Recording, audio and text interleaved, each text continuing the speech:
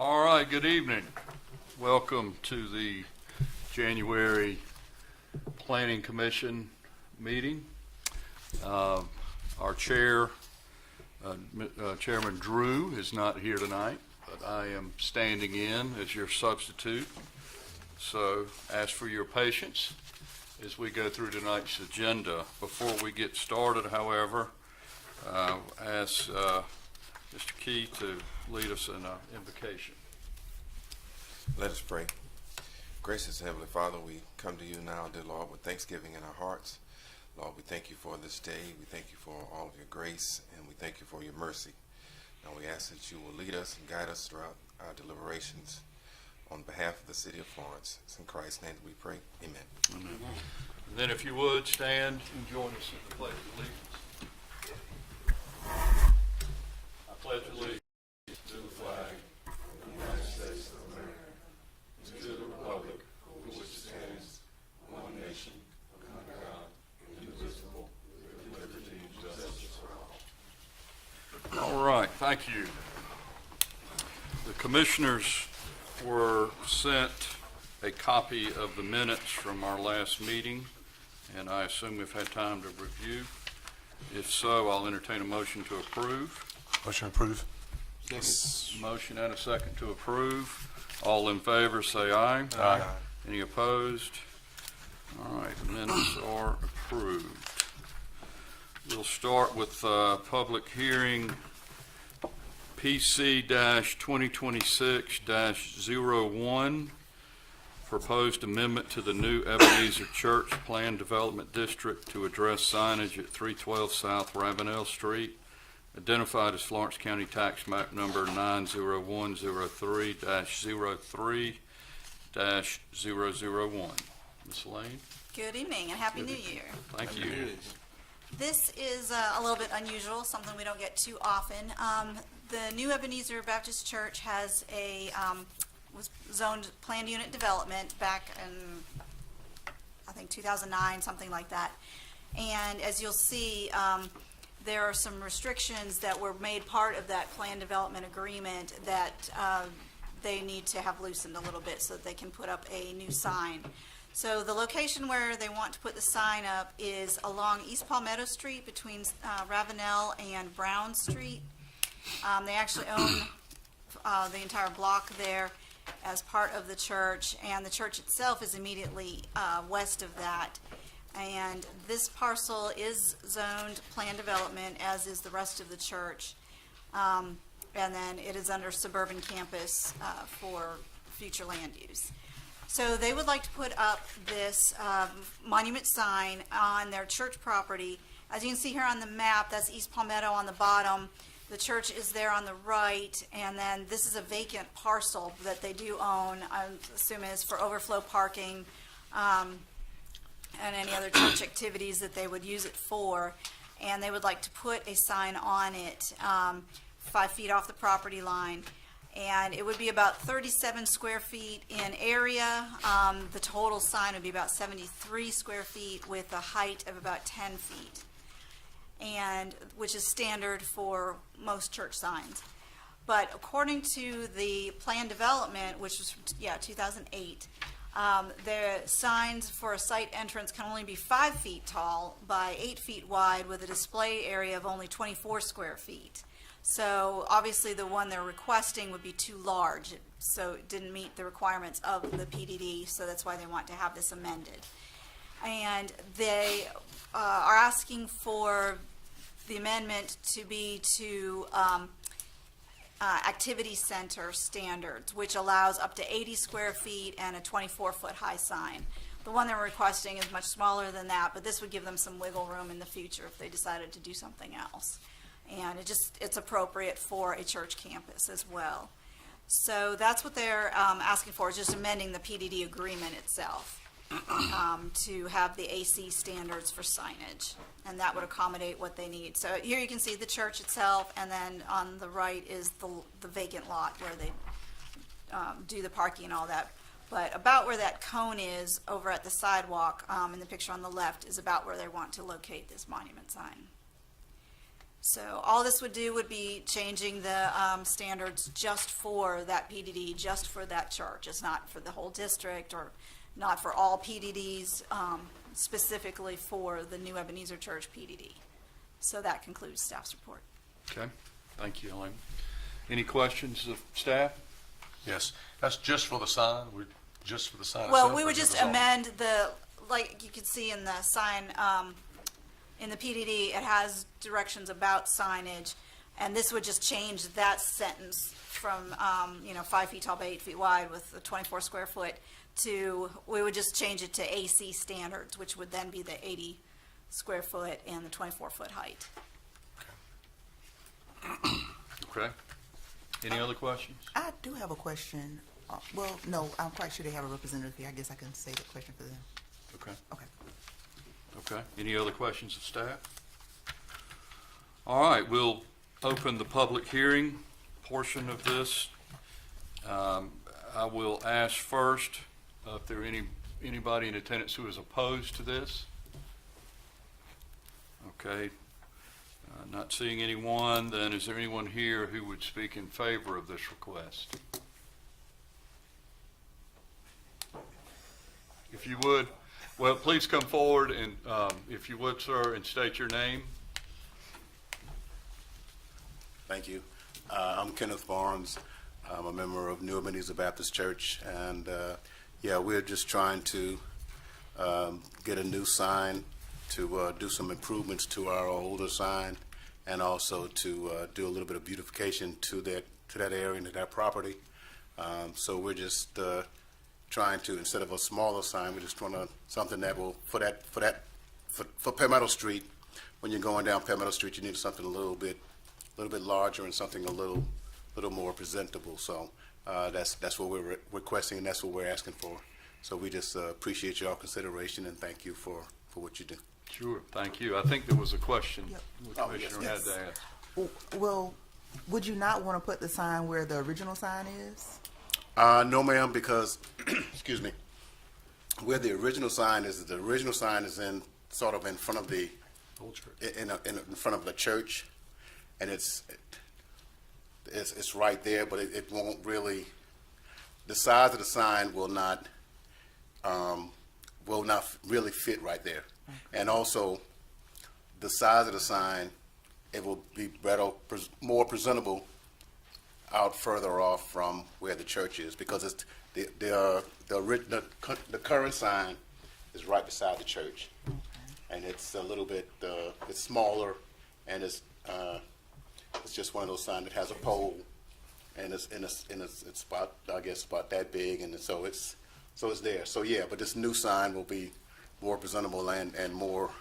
So you're really looking for more visibility from the sign. Exactly, more visibility for our church and for our recreational center, the SHREC, as we call it.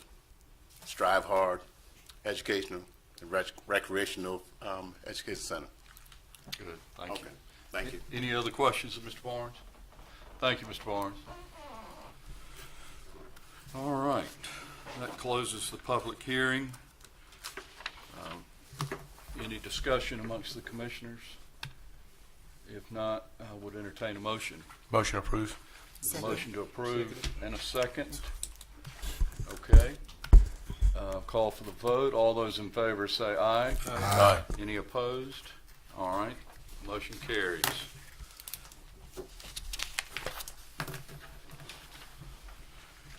All right, the next matter up is PC-2026-02, request to zone RU pending annexation, the parcel located at 2916 West Palmetto Street, identified as Florence County Tax Map number 00100-01-031.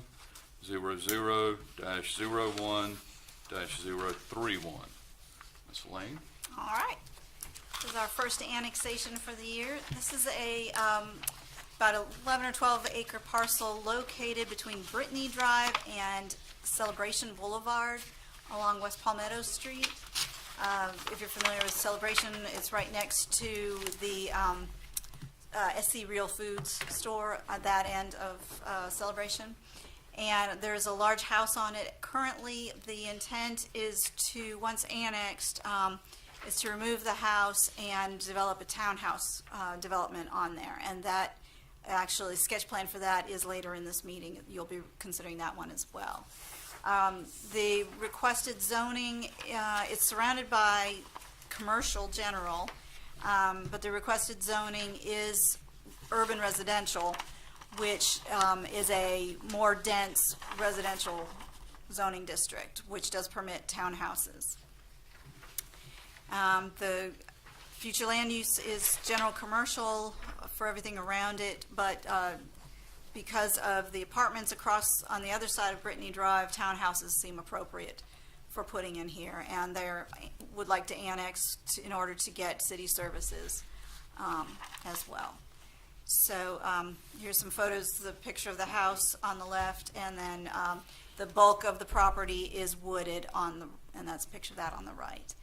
And curiously, there is a requirement as part of the property to leave a wooded strip along Brittany Drive. So they will not be clear cutting all the way up to Brittany Drive.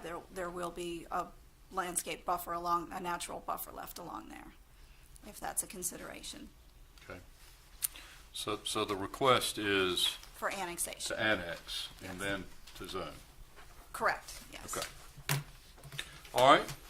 Any questions of staff? How wide of a natural buffer is it going to be? I believe the developer said that the plat requires, I think it was like 30 feet, 25 to 30 feet. It's an old wagon cart route, he said. So he has to leave that wooded, which makes my little tree-loving heart happy. But, and I have not, it's been posted and people have gotten letters, and I haven't gotten any complaints or questions about it. Okay. Any other questions of staff? All right. If not, we will open the public hearing. Again, I will ask if there's anyone here who is in opposition to this matter. Please recognize yourself. If not, is there anyone here who wants to speak in favor of this matter? Okay. I don't see anyone there. Therefore, we shall close the public hearing. Any discussion amongst the commissioners? What you said first he wants to do is to annex it into the city, right? Right. Then the sketch plan here is gonna come later. We got to vote on that also about what they're gonna do on to that land, right? Correct. We're going to annex it and then zone it, and then later, I think, is the sketch plan in a separate matter. So we're being asked to approve the annexation in the zone. Any other conversation, any discussion? If not, I will call for a motion. I'm sorry, Chairman, I have one other question. Sure, absolutely. This land is currently in the county, correct? That's correct. What is the current zoning now in the county? I believe it is unzoned in the county. I believe I saw that. Yeah, it is. Unzoned? Yeah, unzoned. Okay, thank you. Any other questions?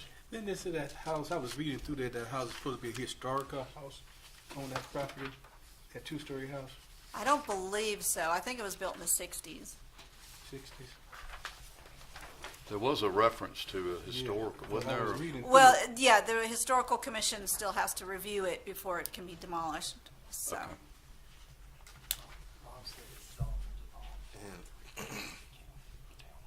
Oh, okay. Apparently it's zoned R3A. When I looked at, I thought it said unzoned, but they may have adjusted that. So it says Florence County, that's why I'm asking R3A. So Oh, okay. what is the, are we aware of the county? What can go in the county right now as it sits? I believe townhouses or apartments. Okay. It says R3A, which permits single-family detached houses on small lots. That's what it says on number 1. Okay. then that's what it is. Okay, all right. Yeah. And just for my information, on page 19, this, I didn't see the picture up there. What is that? Lennox Point? Is that? Oh, Is that that's referencing just, that's something? that's the apartments across the street there. Okay. That existing apartments. Correct, yes. Okay. Yeah, that whole Brittany Drive is covered with apartments. Yeah. Any other questions? So we note that it is currently zoned by the county, R3A, which allows townhouses or apartments. No, it allows single-family detached houses on small You're lots. right. I made a wrong note. Thank you. So if we rezone it, he can come in there with just townhouses and no single-family homes, no, am I right? That's how it would be? Because I think I look at the proposal, it say he wants to build, what, 129 townhouses up in there? Right, under that zoning, he could put single-family houses or townhouses. He can do either one. Just to clarify, under R3A, I pulled it Yeah, up real yeah. quick. In the county, he could do single-family detached, he could do conditional townhomes. I don't know what the conditions are, but I'm sure they're site standard type. Setbacks, whatever they got. Setbacks and stuff. Yeah, that's right. Or patio homes. So all three of those would be acceptable as it currently sits. Sure. So that sounds pretty, Very Comparable. similar to what we've got. Yeah. Comparable, yeah. I see, Okay. but I thought we were still voting on whether or not we're annexing it into the city. Correct. correct. So that's where we are right now. Right. Right. Well, We jumped the gun a little bit. Sort of a twofold Yeah. request, annex and zone, And Okay. zoning, yeah, he- not You're just simultaneously. approving whether you think Yeah. that's an appropriate zoning for the Right. annexation. Okay. That's why I was asking about the county. The county Right. has a similar zoning, so. Okay, Mr. Chairman, sorry. about Okay, no, good clarification. that. Thank you. I'll make a motion that we annex into the city. Make a motion that we approve the request annexing in the city and zone RU. Yes. That's your motion, okay? Second. And there's a Second. second. Okay. Call for the vote, then all those in favor say aye. Aye. Any opposed? Okay, the motion carries. All right, next we have PC-2026-03, which is a proposed text amendment to the City of Florence Unified Development Ordinance regarding itinerant, am I pronouncing that Yep. correctly? It's a new word. Itinerant vendor sales, mobile services, and temporary use permits. Ms. Elaine, I hope that you're going to define that word. I am. This is basically You do? clarifying and cleaning up a little bit of things. The UDO is 8 years old this month. On the 15th, it'll be 8 years old. And we're trying to clean it up a little bit, find some things. So in the UDO, in this section 1284, under commercial use standards, it mentions itinerant vendor sales permitted to operate as temporary sales uses in these places. And that's the only place it's mentioned. There's absolutely nothing else giving us standards or other directives on how to handle itinerant vendor sales, what they are, what they include. So we are just adding that and clarifying it.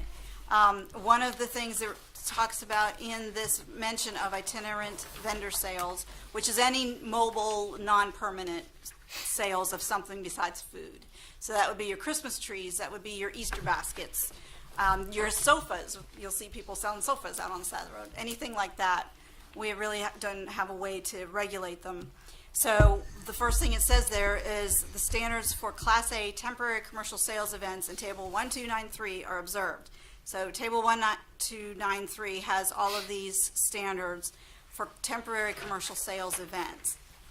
But the table on commercial uses did not list itinerant vendor sales as being anywhere. We put in mobile food vendors last year, so we want to add itinerant vendor sales, and then while we're at it, mobile services, which would be things like pressure washing, gutter cleaning, replacing windshields, things where the person comes to your house or your place of business, does the service, and then leaves. Again, we didn't have any way of permitting that. So those we would make permissible in every zoning district. The itinerant vendor sales, we would only want to be conditionally permitted in either mixed use or commercial districts. And that's what this chart would add to clarify that. So then this table allows administrative permits, which are permits that staff issues. That originally, what was in red is what it says right now, and that's required for only small temporary events, whether they're special events like a church bazaar or something, or a commercial sales use like the Christmas trees or something like that, or construction uses, but they're only for small ones. We want to change it to be required for all temporary special uses, special events, and construction uses, because on yet another table, it said that large temporary special events, which is anything over 1,500 people, had to come before this board, to come before Planning Commission. Do you remember doing any of those? We don't. Nope. So, and a lot of times people would come to us and say, we want to do this event, for Wilson's homecoming. And technically, if they brought it to us and they expected to have more than 1,500 people, if they brought it to us the week before homecoming, we'd have to say, no, we can't permit that because it has to go before Planning Commission. So, which seemed a little bit over the top. So we decided it would be easier to just make that also an administrative permit, that as long as they meet all those standards for parking and noise and trash and all of that, that staff should be able to permit it as well, even if it's a little bit of a larger event. So in taking that out of the public hearing requirement, then we would just take out this other section on temporary use permits. So it all kind of snowballed once we started looking at it. But, and then we would just need to adjust the vendor, or the definitions. We will add itinerant vendor sales, and we would want to make it so that instead of being allowed to sell your Christmas trees or whatever, although Christmas trees fall under something a little bit different, but like it says here, outdoor sales booths, truckload sales, things like that. Originally it said 30 calendar days or less. We would change it to no more than 10 days in any 30-day period, so that you could do it seasonally, basically. And then businesses that exceeding that are not permitted. So that way we won't have people coming and wanting to set up and selling sofas for months on end on a vacant lot somewhere. So those are the change we'll make to the itinerant vendor, and then we would add a definition for mobile services, and that would be the on-site provision of commercial or community services to residents or employees of a site. And then things like dog grooming, vehicle cleaning, all of those. That also would include like the video game trucks, or mobile health and dental exams, things like that. So that was not addressed at all before, but when I researched other cities, most of them had something that addressed mobile services, so they weren't just left out there. So I believe that concludes staff's report. So you mentioned the Christmas trees. Certainly they're there more than 10 days. Yes. How do you handle that? Those actually do fall under, I don't think I have it in here, but they do fall under a different temporary commercial sales that is seasonal. So. Okay. Yeah, I was trying to look up the exact language, but it is a lot. We do make a special provision in the code for Christmas tree sales, because Okay. we do realize that. So that's sort of different. And this would not A include class of one. places like Academy Sports when they've got a parking lot sale. This would Yeah. not include that. This is just for true itinerant vendors. That was my and question, events. Mr. Chair. If this church wanted to, that big place they have wanted to hold an event to sell some stuff, they don't have to get a permit, do they? They would still, yeah, they would get a temporary special Do they event have to get a permit currently? Yes. In order for that church to sell, or anybody to set up their own property and do a Christmas tree sale, you got to get a permit. Yes. I don't want to get going on that because I think that's crazy. But anyway, all right. That's about the stupidest thing I've heard in my life. Well, now they wouldn't have, if they expect more than 1,500 people, they don't have to come before planning commission to do it. Yeah, they would have to come before us. Yeah. So now, and what you're saying is that, like he said, I hate to call him. Essentially, if you're going to host something that's over 1,500 people, you would need a permit, regardless if you own the property that you're having it on. That's correct, yes. But And if even it was it's less- 1,000, you No, wouldn't if need it's it. less, any special event over and above, just a couple of people getting together, that is for a purpose where the public is invited. Like a revival. Yeah, revival or some kind of a festival, a music festival. That is something like outside. That is outdoors, Gotcha. yes. We're going to limit Jesus here. Okay, go ahead. All right. Hold on. You get me riled up here, Jerry. Yeah, well, I mean, so rules, as we know, are put in place because somebody did something they shouldn't have, or somebody got I got hurt, and they're not always, don't always make sense I got you. sometimes. But a revival, for instance, Yep. they put up tents. Tents are large enough that we have to know about them, so fire marshals can Sure, I'm inspect with them, you. so we can protect public safety. I got you. Let's say they want to sell pumpkins at Halloween. If it's a big enough event, and some churches do, then parking may become an issue.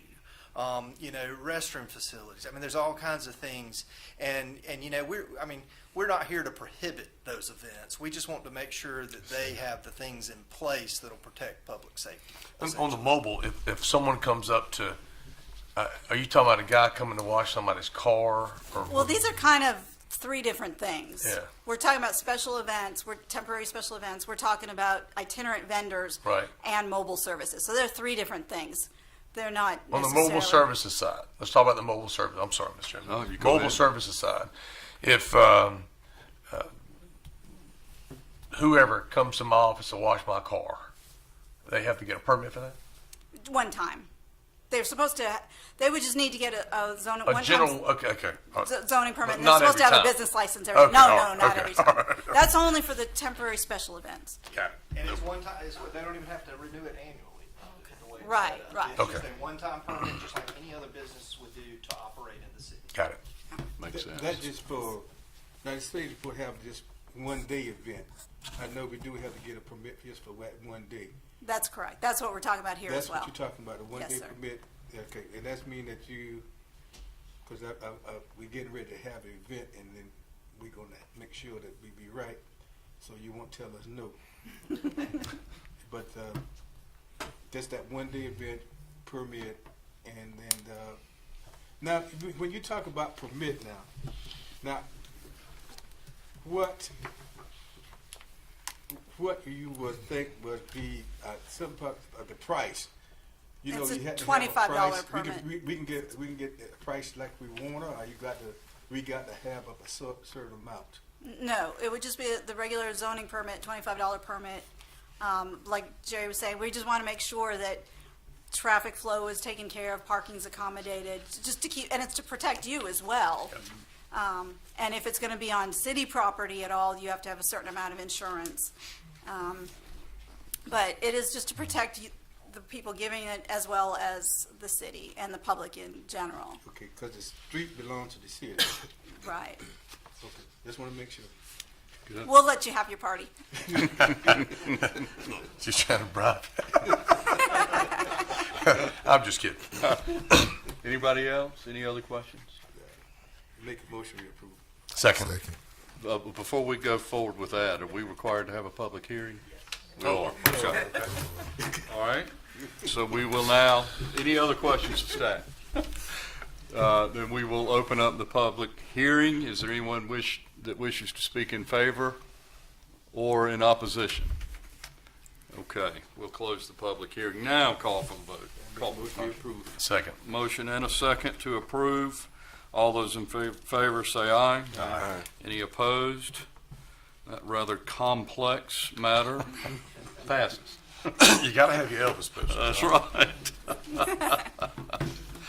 All right, next on the agenda, PC-2026-04, proposed text amendment to the City of Florence Unified Development Ordinance regarding in-home child care facilities. All right, similar to the last one. Right now, the Unified Development Ordinance describes in-home child care, says small in-home child care facilities are a permitted home occupation provided they're duly licensed by the state of South Carolina and provided they meet all the standards of this subsection.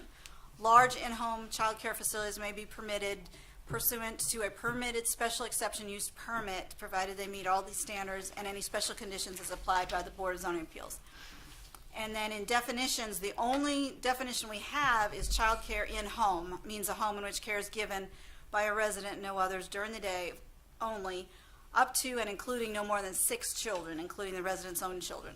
So we have no definition in the UDO for large in-home child care facilities. And was brought to our attention by someone who, the way to operate a large one, which we've done as being 7 to 12 children, you have to get a special exception use permit through the Board of Zoning Appeals, which involves a public hearing. We've had several people try to do that, and the neighbors have raised such a ruckus that they were denied the permit. One of those people contacted me and said that when she was doing her research into getting the larger group in her home, the state fire marshal told her, no, you can't have more than 5 children in your home without improving your house, putting a sprinkler system and all of this. So she wanted to know why our code did not comply with that. And we're kind of curious. The DSS website describes a group child care home as a facility in a residence that cares for 7 to 12 children, which would be what we'd call a large in-home. And a family child care home would be a facility that cares for no more than 6 children, what we call the small home. So even the DSS is not in compliance with the 2021 International Fire Code, which says that a facility within a dwelling unit having 5 or fewer persons receiving custodial care is classified as a group R3, which apparently they don't need, they don't have the fire requirements that they do if they have 6 or more children. So, and I double checked with our fire marshal and he concurred that 5 or under. So we are just changing our code so that it matches the DSS. So we changed the small in-home child care facilities. The DSS said that they need to be registered but not necessarily licensed. So we're changing just the wording from licensed to registered. And then large ones, we're saying they're provided they're duly licensed by the state of South Carolina. And then we're changing the definitions for small to be no more than 5 children, so it's in compliance with the state fire marshal. And then we're adding large in-home child care to mean the 6 to 12 children. And that one, they would, again, still have to go to the Board of Zoning Appeals to get that special exception use permit. And they would have to get permitted by the fire marshal. So they would have to make whatever changes to their house would be required by the state for that. That wouldn't be our purview. So those are much smaller changes, but that would make it in compliance with the fire code as well. The biggest change, as I see it, is the semantics of licensed versus registered. I mean, licensed That's certainly. just so it matches the DSS website, yeah. So we're not giving up anything by No, not not allowing another group And of we don't people. we don't generally look for that licensure. That's between them and the state. So you only do that for the large. Correct. Okay. And we're matching what? What the fire code and DSS say. Yeah. Okay, got it. Yeah. What we're finding out is apparently the old rules used to allow up to 6, but now, at some point with I think it was the 2021 International Fire Code, that basically when the state fire marshals go in for inspections, they're turning down any that are above 5. So we're just adjusting Sure.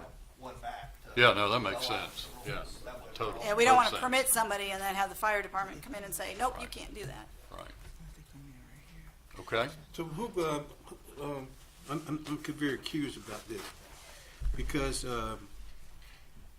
I see what it say, including children, children also, right? Right. So if they got 3 kids, that means they can't have but 2. That's correct, yes. Am I right? Yes, sir. Just want to make sure. Just want to make sure. Clarification. Anybody else? Any other questions? Okay. Then we will open up public hearing. I will ask anyone who is in favor No small too. or opposed. Any other questions? Mr. Moses? Y'all have a question? Nope. Nope.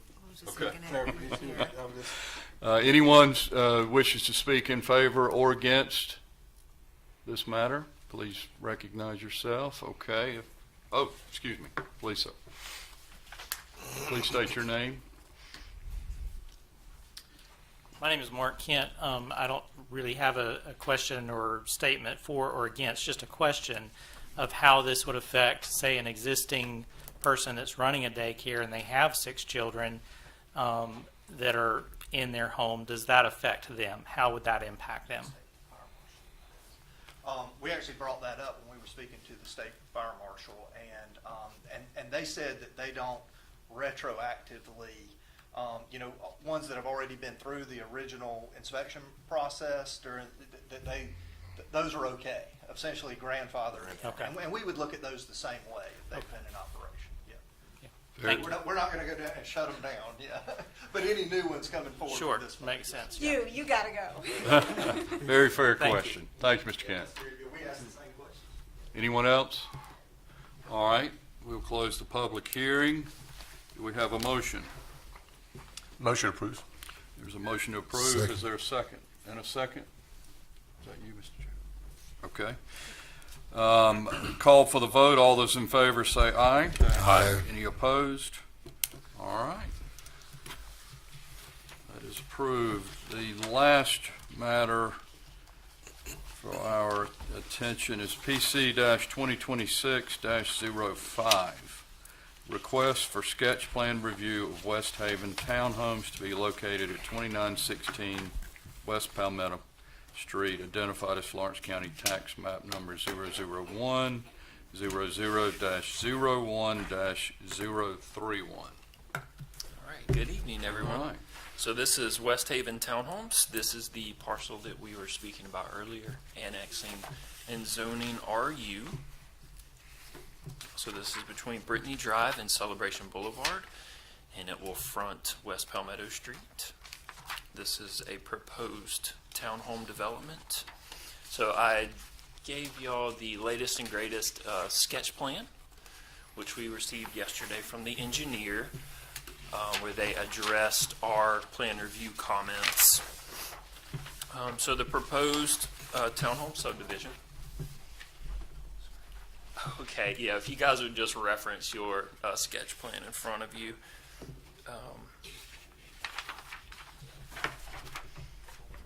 Yes, sir. So the development tract is a total of 11.67 acres, with 4.27 being dedicated for open space. In the RU, if you want to get townhome developments, you need to set aside at least 20%. They are setting aside 30% for this development. It will consist of 27 separate buildings, each with either 4 or 5 townhome units, for a total of 126 townhome units.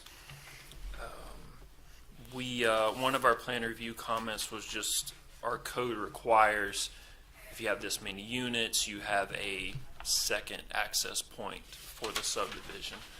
So the engineer is now showing on the sketch plan that there will be an emergency access granted through easement on the adjacent property, which is also, I believe, owned by the applicant, Mr. Patel. But that's something that we will make sure is recorded and in place at the development plan stage. So that plan review comment was satisfied by the addition of that to the sketch plan. It does meet all the UDO standards for townhome development.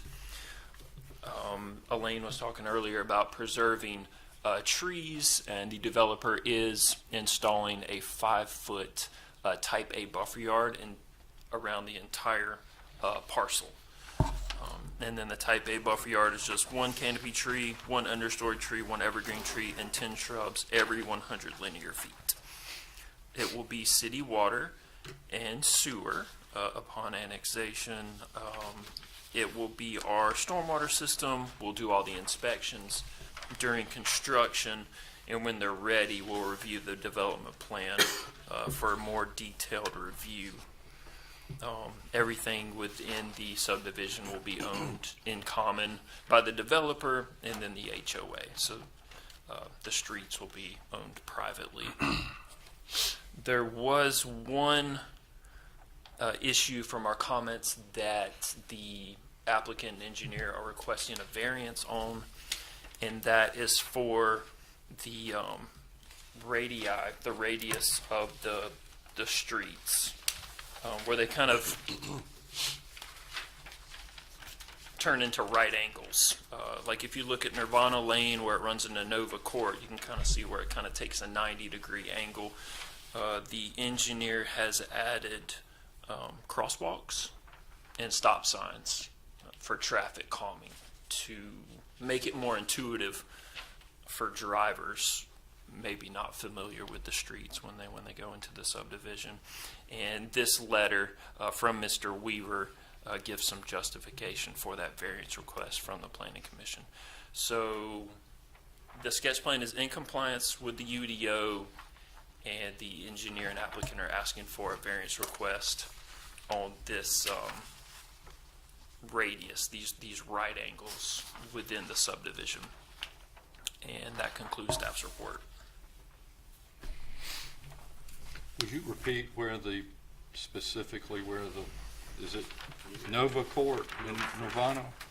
Yeah, what initially, if you look at like Eternity Lane, where it goes into Nirvana, you know, what the city wants is smooth turns that are sort of intuitive for drivers. You don't have hard right turns if there's not going to be a stop sign. The engineer has added the stop sign for traffic calming. Otherwise, it would just feel kind of unintuitive, unfamiliar if someone was in the subdivision. You wouldn't want them to just keep going straight and not make the right turn. Into a townhome. Especially at night. Right, into the townhome. So that is So the there's nature. stop signs. I'm sorry, Mr. Chairman. No, go ahead. There's stop signs at both of these places? There are stop signs. Nova, Nirvana, and Eternity and Nova. Nirvana. Eternity and all. Yeah. Yes, that's correct. That's what that red dot is, huh? So it will say proposed stop sign for traffic calming, and it has a box and an arrow. Yeah. And then some of them say proposed stop sign. But anywhere that does become a factor, traffic calming has been added. So everything is in compliance except for that one issue that they've requested variance on. Correct. Where is the second access? So the second access will be on the adjacent parcel. So it will be, I'm trying to get my bearings of which way is actually north on the sketch plan, but closer to Celebration Boulevard, there's an adjacent parcel. Right now, it's a single-family home. It's zoned B3, but I believe the applicant owns the proposed development for the townhome and the adjacent single family. So I think essentially he will have to give himself an easement. I'm seeing, is that the Queens Gate Management? It is owned by Real Estate Development, LLC. Well, I'm trying to find So where you're if talking you about. go a little bit, if you go above Eternity Lane, there's a existing single family detached. Uh-huh. Oh, yeah, I'm sorry. Forgot my screen. I don't know if you can actually see. Yeah. Do we have our pointer? I think it's on the right. Yeah, fancy. No, it's further up. And that's just for the sewer, but Oh, It's right here, okay, on the other end, forgive me. next to Palmetto Street. That's right. It goes back onto Palmetto Street. Okay, where, it's on the opposite, yeah. So why would he not just make it a second entrance instead of an emergency? Essentially, we're trying to. Oh, I'm sorry. DOT, I would, the applicant or the engineer may be able to answer that, but I would assume that there's an existing curb cut there, and DOT is real restrictive with their curb cuts on Palmetto Street there. That would be our guess, and because they want to limit the distance between curb cuts, and that's an existing one. So Well, if you look at UDO section 4-13.3.3A.1, what type of accesses is it, without me looking that up, define those accesses? I don't, does it say, when I hear access, I hear access, not an emergency access, Right. okay? I think the intention was to mirror the fire code to allow for, if the worst were to happen and their main driveway was blocked, can we still get in there for emergency services and provide help to people in the subdivision? Or I think that's the intent of the code, is to meet the fire code, just to have a secondary access in case of an emergency, and that one access is blocked. But it would be a full secondary, not an emergency access. It would just be an emergency access in this case. So I'm trying to get across to the section 4-13. Does it say a main entrance and an emergency access for the second entrance, or a true second entrance? It uses the word access. Access. And leaves it there. Access and leaves it there. Okay. Yes, sir.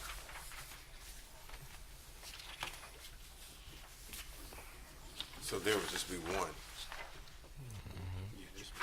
One main access, Right. and then with a second emergency access, which would be open to EMS and our fire department. Right, so this access coming in is 50 foot wide, to and fro. How wide is this emergency access?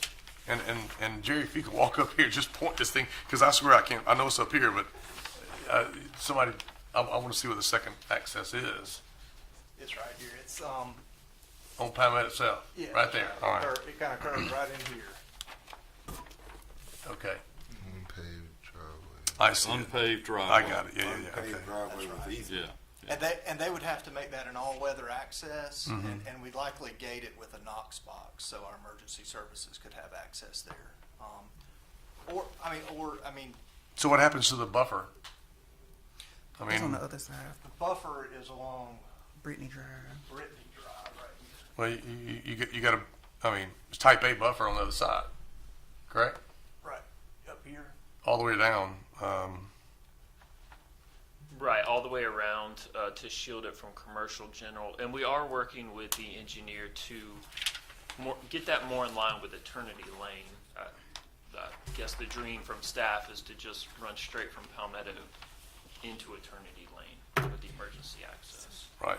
And then, obviously, yes, sir, the buffer would still have to be added. And then there's a type C buffer yard that's required along Palmetto Street to prevent rear access onto Palmetto. So it would actually be a little more intense along West Palmetto Street.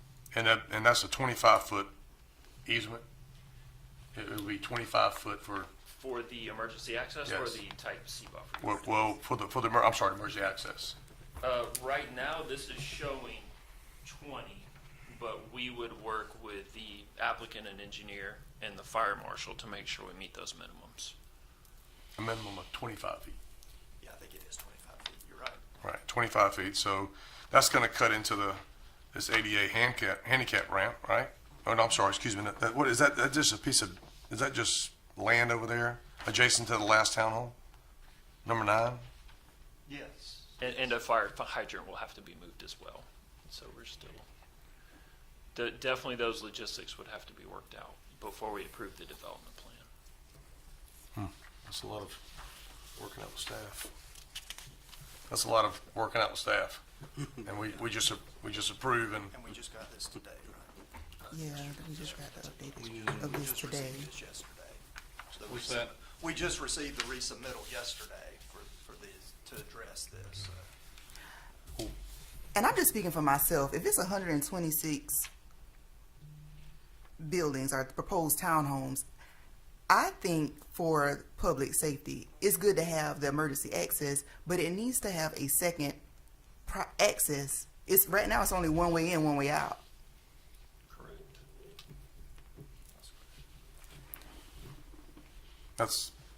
that's what I'm getting. If it's a gravel road and no one knows it, I mean, if I'm visiting, I don't know it's there. I mean, that's why I'm asking, when you say access in that code, it says access. So in my mind, there's a reason why you're paving this one, and giving a nice median, but then we're just stepchild on the second access is emergency, that's what I'm getting at. And it's very close to the primary. So if there was something going on, let's say blocking that first entrance and traffic's backed up, even though there's an emergency access right here, I mean, and I know we got the buffer coming from Brittany Drive, but there's also Barfield Drive on the opposite side.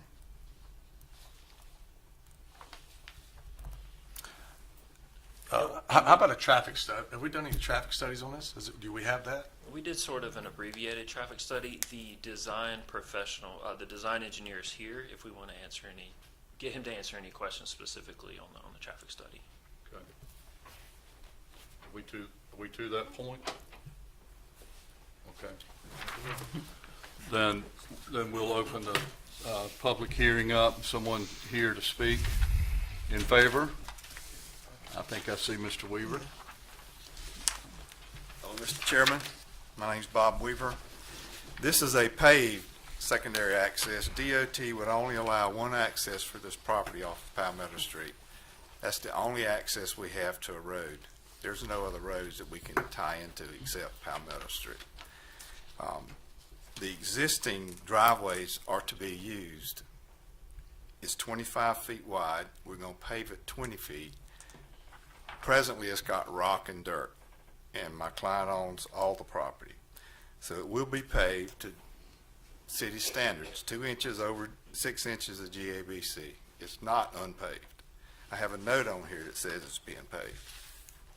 But normally on subdivisions, when you have above 31 lots, I think it's 30 or 31, you go with a secondary access. And that's why we're showing this. You have 126 townhomes. It's important to have a second. I mean, I don't care if there's a gate up here or not, but we don't want people using it just to be using it, okay? But if we coordinate with emergency services, we have a wide entrance coming in. We have a turning lane in the middle of the highway with no other, there's no other driveways tying in here except Gene Ward and Bobby Thomas across the street, but it's down towards Celebration Boulevard. So there's nothing interfering with the center turn lane. So sure, there's a lot of traffic on Palmetto Street, but on the density here, if you look at our chart, you can go up to 19 point some units per acre. We have 10.79 units per acre for the total gross 11.67 acres. And the R3A townhome ordinance that the county has allows the same development. So, but we need the services that the city provides on the water and sewer, and we're not changing the zoning really, except we're just going into the city, which you've already voted on. So, I'm here to answer any questions on the storm drainage. The original design of Celebration Center, we have a 9-acre lake. It's the most efficient lake in Florence. It's already designed to handle this 11.67 acres. That was planned back in the early 90s when it was designed by me.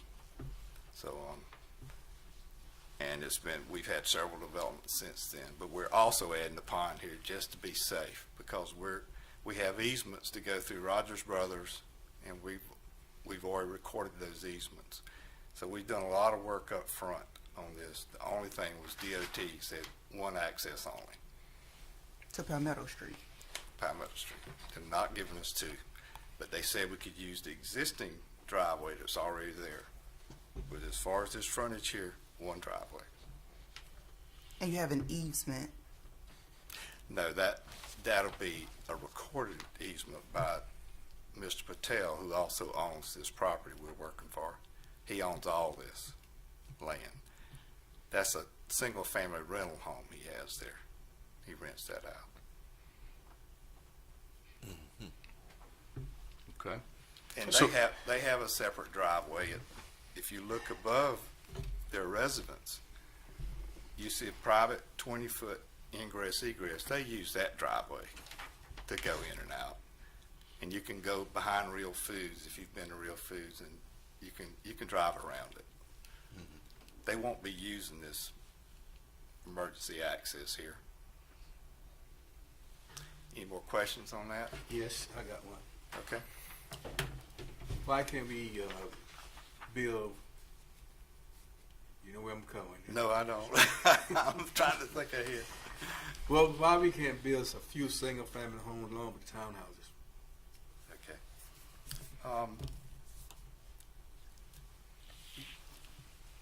It's I'd some say other if this single-family was, there. we have to keep, I think we have 37% open space here. We have to keep 30% open space. And you have 2 single-family homes here already.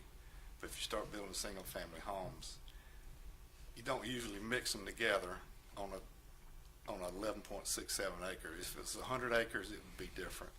It's kind of like out at the Grove. We have single-family, we have multifamily, we have townhomes and more townhomes, and it's 200 acres. So it's a little different here on just an 11.67 acre tract. I understand what you're saying, single family is better, but if you also look at Highway 76, most of these single family homes along 76 have changed to commercial over the years. Everything around this site is commercial. Everything. Well, that's because they start building commercial property there and they never merge into the city. When they merge into the city, then there'd be a different, am I right? I didn't follow your When question. they merge into the city, there won't be commercial property then, am I right? This is already zoned. Yes. We just zone it. I mean, it's already zoned in the county, Mm-hmm. and it's zoned for R3A, so you could build townhomes. Mm-hmm. But there's commercial also on this property. That's where the single-family homes are. But if you give me this 10 of them, I'd sell it for 10. If you put 10 here, then you won't have townhomes. But the density we're doing here is less than what the city normally requires, not over 12 on your old zoning. I think the limit was 12 per acre, so we're under that here. And we're also, I could have put more. We could have used 8-unit buildings. Your townhome ordinance requires a minimum of 3 units per townhome building. And I like the 4s and 5s because they look better. And you don't have as many. If you go with 8 units per building, you can put more townhomes here, but we're not doing that. So if we're drawing this from scratch, why do we need the variances for these turns? Why not just draw like it's supposed to be? If you put a 150-foot radius here, then you're going to have people driving around that curve kind of fast. I see it all the time. They go by my house doing that on Highland Avenue every day. I have to be careful cutting the grass. And Charles lives on that street, and that's what I'm talking about. Yes. If you look at this, I have crosswalks at every one of those intersections. I have 11 crosswalks here. I have 2,800 feet of street. Do the math. You divide it up, and you have stop signs at every crosswalk on each side of the crosswalk, so they have to stop. In addition, you have You hope they'll stop. signs. I mean, Well- it's an acute. I think the radius is so people don't run off in this townhouse and end up in the front yard and when little Johnny's playing in the den, and you hope they're gonna stop. But with that same logic of this radius you're talking about, yeah, anybody does 90, if they do a 90 on this, they're gonna go straight in the townhome. So that logic doesn't work with me. Well, you have a 28-foot radius here, so fire trucks can make this turn. I can make it to 35, 40-foot radius, but sometimes the city, they require smaller radiuses. They don't like to have big radiuses in subdivisions, so, So how would this meet requirements drawn? What would you have to do to meet this, not get a variance? How would you have to draw this? Just like you were talking about, acute. Right. So more obtuse, correct? So why not draw it more obtuse? there's only 2 intersections we're talking about here. Right. So that's my point. Why not fix them now when you're drawing? It's only 2. Then you're speeding up the speed of traffic. We have 15-mile-per-hour speed limits we're putting in here to slow down traffic. I think just because of radius, it's not going to increase. It's not increase speed. Yes, I don't know how you factor that in. Well, if that's the case, when you go around this other one going toward Eternity Lane from Nirvana, they're going to end up in that townhome. If they can't slow down fast. That's the logic I'm hearing. You got one over here already, right? Here's this one over we have here. stop signs there. you say over here, where are you? Well, if you look at if you look on Nirvana Lane, it's just, that's the radius that's drawn, is, you know, that meets the code. And these two corners at each end of it, do not. Actually, there's three that do not. 1, 2. The one with emergency access will come off that T. You need to have that 90-degree turn there for your emergency access. Okay, all right. There's only 2. Right, so if there's only 2, I don't know why we don't just fix them now. Just draw it to where it's like the opposite side you're doing, instead of asking for the variance. You're asking for a 150-foot variance. Most towns only require 100 or 50, like in Darlington. I'm not asking for anything. It doesn't meet the code, Mr. Weaver. All right, doesn't meet the code, I know. doesn't meet the code. I- So you're asking for a variance The code's because it not doesn't meet the always code. right. The I'm code's sorry? not always right. The code, well, you talk to the staff about that then. I mean, That's you're, why we're asking for a variance. right, so the code's not always right. I don't know about that. All Okay. right. Any other questions of Mr. Weaver? He's not gonna give me that time, single family homes. Okay. I wish we could. Makes sense to me. I make a motion to probably hold this off until next meeting for further consideration, just so we can take a better look at everything. I'll second that. If that, well, before we start throwing around motions, is there any more conversation amongst the commissioners? Let's talk through this, and then we'll get to Okay. the motion. Okay. And But in other words, the city, had to get back with them so they can, make sure they get that variance that, you want, Mr. Hyde. That's what you're talking about. yeah, to see if they, Yes. say that again, Mr. Moses. What Mr. Hyde was talking about, he wanted to get that variance right before they, while they're there, so we had to come back and do it all over again. Tear it all up, do it while he's there. Okay. Am I right, Mr. Hyde, that's what you were talking about? Yes. I mean, just, if it's in the planning phase, I don't Yes. understand why we, you know, if that's what the code is, it's what the code is. We're not asking for, you know, a big cul-de-sac or anything like that. It's a little bit of work, not much. Anything out of staff on this? Any light to be shed over this issue? I think, you know, originally they started out as curves, but they've turned into intersections instead of curves with the stop signs and the added angles. So I think we need to take a look or with the engineer and the developer at the requirements for an intersection, which have a reduced radii at that corner and, you know, would then be allowed. So I think that's where we need to work there. We just need to, you know, Well, they what's started better, off as Jerry, the radius or the stuff? Which well, one's? I think when we, you know, originally they were curves, Okay. and we, you know, said that didn't meet our requirement, and in doing so, we kind of forced some stop signs to go in there, which changed it more to an intersection as opposed to a curve. So I think we need to look at it and treat it as an intersection as opposed to a curve, because that's what it is now. I mean, Right. you're coming to a complete stop there, and the requirements are different for that. You know, the requirements for an intersection, you know, for range in a radius depending on, this would be a local street, so it could be as low as 20 feet there. And, you know, we'd still need to make sure the fire truck could make the turn and all that. And, you know, I haven't looked at the geometries of all that, but that's my personal feeling about Well, if you do an interpretation of the- intersection, if you do where it stops, That's right. in this area, you still have to have a radius for a fire truck to get around that, correct? That's right. Yeah, you would. So that's why we're asking for the variance now, right? Even at the intersection level, we're asking for a variance. I think the fire truck could still make it with a reduced, I mean, it makes it all the time. Sure, I'm with you. I'm with you. I mean, Bob knows the geometry's good at that. I mean, The fire trucks require 28 feet. That's why I changed it from 21 to 28. okay. It used Well, that to may be the answer. Then change it to intersection instead of asking for a variance. Yeah. Wouldn't you agree? And we don't need a variance. I don't know why we need one, really. Yeah.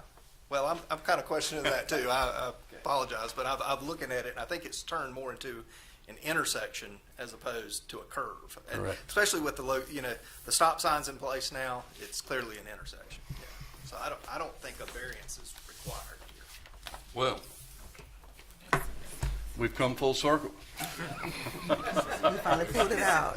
So, It's all. Sounds like this can be handled outside of this group then. And so now I will entertain, if we're finished with the discussion, a motion. Move for adoption.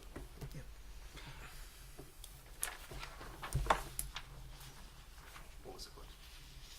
Well, I think there's some confusion. Have you got to go back and change this before it comes back to us with no variance, or are you saying it doesn't require variance now? I think, I think as long as they can, the sketch plan as presented, came with the variances. I think if we say that we treat it as an intersection and it meets the code of the intersection requirements in our ordinance, the minimum, he sounds like he's going a little bit above that, then I think you could approve it, but I would like that mentioned in the Well, there's a total of 6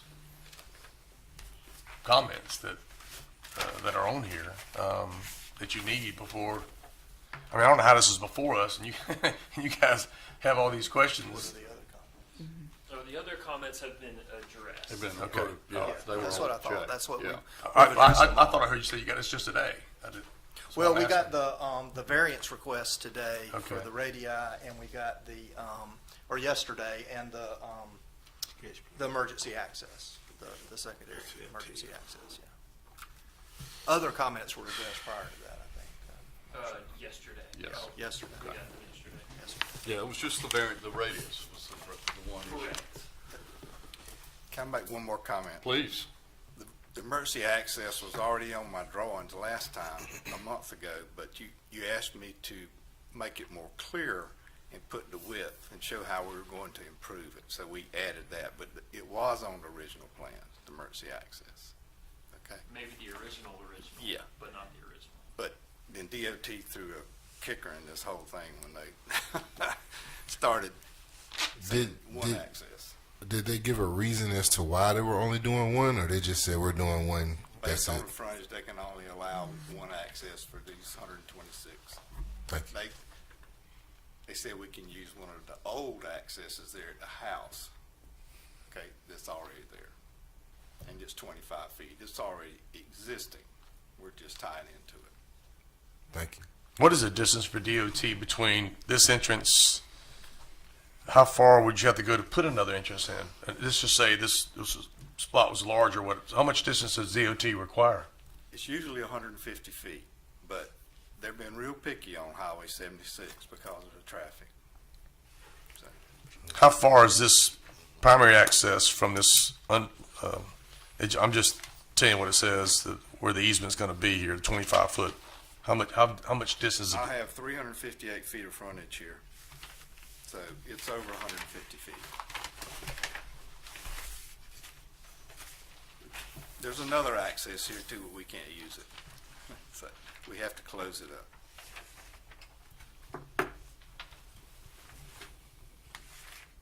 Any more questions? Thank you, Mr. Weaver. Okay. All right, one more time. All the issues have been checked. The variance has been solved. Is that fair? When he said he was gonna put it in writing, that's what he said right there? I heard He that. wanted it in the motion. That's what he's gonna do. What's that? I think he wanted it in the motion. Yes, it needs to be in the form of a motion. Any public comment? That's a good question. No, Mr. Weaver was followed, yeah. Anybody else here to speak for or against? All right. We'll close the public hearing. All right. Anyone ready to make a motion on this? I make a motion we approve only if what staff has told us tonight is going to be held to. I find it very uncomfortable, we get this thing, with changes we got to kind of jump to now. So that's my only reservation. agree with you on that. So I think specifically, Jerry, what you asked to be in that motion was that it not be considered a radius but an intersection. That's right, not a curve And radius, but therefore, an that would intersection. remove the variance requirement. That's right. Okay. All right, So so can- we'll add can- that to can your you- motion. All right, well, Because it's required. Otherwise, it's a variance and Right. it's not approved. So it's approved with no variance. That's the motion. is that doable, Jerry, or? Yes, Okay, that's all right. Second. There's a second. Okay. Any discussion? Call, any discussion? We'll call for the vote. Well, hang on, You got some? I want to hear if you got it. No, I'm Just have one today. gonna leave it. Not today. I'm gonna trust the staff to do it right. What? Okay. That's all you got Any- to have that trust in the staff to make sure it be done right. Fair. Because at first we say we're gonna put it in right, and now we will go ahead and we gonna vote on it. Go ahead and just go ahead and I'm gonna trust the staff, so I'm gonna vote for it. Okay. Anybody else? All right, call for the vote. All those in favor say aye. Aye. Any opposed? All right. Motion carries. Well, that's fun. I'm making a motion to be adjourned. That's all I see on my agenda. Is that it? That's it. I'd like to make a comment before we adjourn. Okay, before, Hey, guys, I just want to know who's with me on this. I know staff is extremely busy, trust me, I know firsthand, all right? But, well, I, for one, would kind of like stuff prior to Yes. one day. I mean, springing something on us, and Yeah. I'm scared we're going to make the wrong decision one day, and I trust you to say, hey, this is going to be right, Mark, and Yep. I mean, y'all agree with me on that? It's 100%. It's difficult to. I don't want to hold up progress And, that type and of we thing. try to thread that needle between being helpful to applicants and trying to take those last minute changes. got you. But sometimes we don't have time to react to them, and we expect you to react to them. So I get it, because we're in a similar predicament. And because we do have time to run it by various staffs and departments, fire marshal and such, so that we're making the right decision. So I agree with that. I mean, and maybe we should create a deadline for these resubmittals prior to the planning commission, that they would need to come in prior to the reports going out. We try Yeah, to get the reports out a week ahead of time, or in the mail a week, and then you guys. Because it's not fair to all of us to, I mean, I'm familiar with all this stuff, but some people may not be familiar with it. It gets out of hand a little bit. We came in here, I was going to vote this thing down. I'll be quite honest with you, because all these questions, I'm like, I'm not voting on this stuff, all these questions. And then if all the questions were answered, it sure make life a lot easier instead of, If you guys got the. well, the if we knew information. that questions were answered prior to coming here, say, okay, this is the final. This is what you're voting on. Not asking us to, not that we don't trust you. I'm just saying Yeah. we're voting on something to put in law. Yeah. And we're trusting other people to make sure that, and I'm sure it will. But you understand? I get it. You're a public body working for Right. the public. I So, don't yeah. want somebody to say, well, gosh, why did y'all approve something that had 7 questions? Although I think we hashed them out tonight. I yes, guess. I think I know I'm this confident. I'm magnitude. confident that we did, and I feel good about that. But I do think, Jerry, in the future, that it shouldn't come. You shouldn't allow it a day ahead, Yeah, because I agree. once we receive our packet, I don't know that we can. It's unfair to us to kind of put us on the spot to have to Yeah. sit up and dangle in front of the public and not Hanging have us all out to dry, have Jerry. all the facts. So I'll be with you. Don't worry. all right. We've seen it happen. I think we've all made our point. Mr. Moses, have you got a motion? Elaine. Oh, I did. You just kept going. Oh, I didn't hear you. Yeah. Motion second. We're done. Good night.